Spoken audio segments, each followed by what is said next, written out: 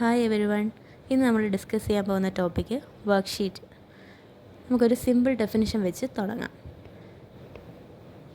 A worksheet is A paper or digital page with questions or activities that help students learn, practice or revise what they have studied. സിമ്പിളായിട്ട് പറയുകയാണെങ്കിൽ worksheet എന്ന് വെച്ചാൽ പലതരം questions അല്ലെങ്കിൽ activities അടങ്ങിയിട്ടുള്ള ഒരു sheet of paper അല്ലെങ്കിൽ digital page എന്ന് പറയാം.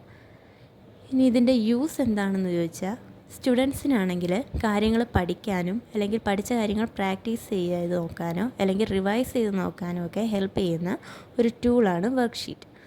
ടീച്ചേഴ്സിനാണെങ്കിൽ അവർ പഠിപ്പിച്ച കോൺസെപ്റ്റ് അല്ലെങ്കിൽ ഐഡിയ സ്റ്റുഡൻസിന് മനസ്സിലായോ അല്ലെങ്കിൽ എത്രത്തോളം മനസ്സിലായി എന്ന് അസസ് ചെയ്യാൻ വേണ്ടി ഹെൽപ്പ് ചെയ്യുന്ന ഒരു അസസ്മെൻറ്റ് ടൂളായിട്ട് വർക്ക് ചെയ്യും ഈ വർക്ക്ഷീറ്റ് എന്ന് പറയുന്നത്. ഇനി വർക്ക്ഷീറ്റ് പലതരമുണ്ട്. നമ്മൾ നോക്കാൻ പോകുന്നത് different types of വർക്ക്ഷീറ്റാണ്.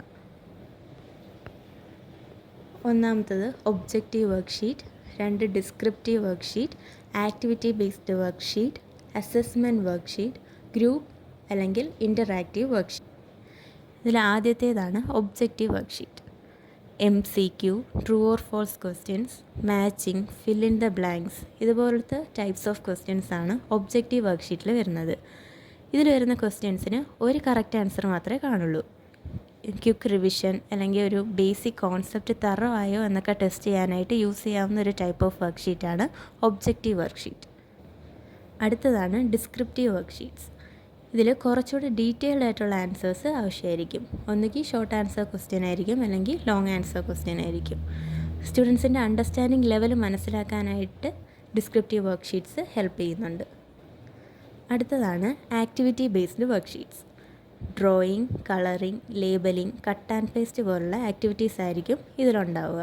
Class interesting ആക്കാനായിട്ട് ആക്ടിവിറ്റി ബേസ്ഡ് വർക്ക്ഷീറ്റ്സ് വളരെ ഹെൽപ്ഫുള്ളാണ്. നാലാമത്തെ ടൈപ്പ് ഓഫ് വർക്ക്ഷീറ്റാണ് അസസ്മെൻറ്റ് വർക്ക്ഷീറ്റ്. ഒരു ലെസൺ കംപ്ലീറ്റ് ചെയ്തിട്ട് സ്റ്റുഡൻസിൻ്റെ അണ്ടർസ്റ്റാൻഡിങ് ടെസ്റ്റ് ചെയ്യാനായിട്ട് അല്ലെങ്കിൽ റിവിഷന് വേണ്ടിയിട്ട് യൂസ് ചെയ്യുന്ന ടൈപ്പ് ഓഫ് വർക്ക്ഷീറ്റാണ് അസസ്മെൻറ്റ് വർക്ക്ഷീറ്റ്. അടുത്തതാണ് ഗ്രൂപ്പ് അല്ലെങ്കിൽ ഇൻ്ററാക്റ്റീവ് വർക്ക്ഷീറ്റ്സ്. ക്ലാസ്സിൽ സ്റ്റുഡൻസ് തമ്മിൽ ചേർന്ന് ഒരു ഗ്രൂപ്പായിട്ട് പഠിക്കാൻ സഹായിക്കുന്നു. എല്ലാവർക്കും കോൺസെപ്റ്റ് മനസ്സിലാക്കാനും ഇൻറ്ററാക്റ്റ് ചെയ്യാനും ഒക്കെ ഉള്ള ഒരു ഓപ്പർച്യൂണിറ്റി ഇതുവഴി ലഭിക്കുന്നുണ്ട്. അപ്പോൾ ഇത് ഇത്രയാണ് ഡിഫറെൻറ്റ് ടൈപ്സ് ഓഫ് വർക്ക്ഷീറ്റ്സ് എന്ന് പറഞ്ഞാൽ. ഇനി നമ്മൾ നോക്കാൻ പോകുന്നത് അഡ്വാൻറ്റേജസ് ഓഫ് വർക്ക്ഷീറ്റ്സ് ആണ്. ആദ്യത്തേത് ഇറ്റ് റീഇൻഫോഴ്സസ് ലേണിംഗ്. സ്റ്റുഡൻസിന് പഠിച്ച കോൺസെപ്റ്റ് നന്നായിട്ട് മനസ്സിലാക്കാനും അത് പ്രാക്ടീസ് ചെയ്ത് നോക്കാനും ഹെൽപ്പ് ചെയ്യുന്നു. അടുത്തതാണ് ഇറ്റ് എൻകറേജസ് ഇൻഡിപെൻഡൻറ്റ് തിങ്കിങ്. സ്വയം പ്രോബ്ലംസ് സോൾവ് ചെയ്യാനായിട്ട് പഠിപ്പിക്കുന്നു. അടുത്തതാണ് സപ്പോർട്ട്സ് സെൽഫ് പേസ്ഡ് ലേണിംഗ്. ഇപ്പോൾ ഓരോ സ്റ്റുഡൻസിനും അവരുടേതായിട്ടുള്ള ഒരു സ്പീഡ് ഉണ്ടാവും. അവരുടേതായ ടൈം എടുത്ത് കാര്യങ്ങൾ പഠിക്കാനായിട്ട് വർക്ക്ഷീറ്റ് വളരെ ഹെൽപ്ഫുള്ളാണ്. അടുത്തതാണ് it act as an assessment tool. ടീച്ചേഴ്സിന് സ്റ്റുഡൻസിന് എത്രത്തോളം കാര്യങ്ങൾ മനസ്സിലായി എന്ന് ചെക്ക് ചെയ്യാനായിട്ടുള്ള ഒരു ടൂളാണ് ഈ വർക്ക്ഷീറ്റ് എന്ന് പറയുന്നത്.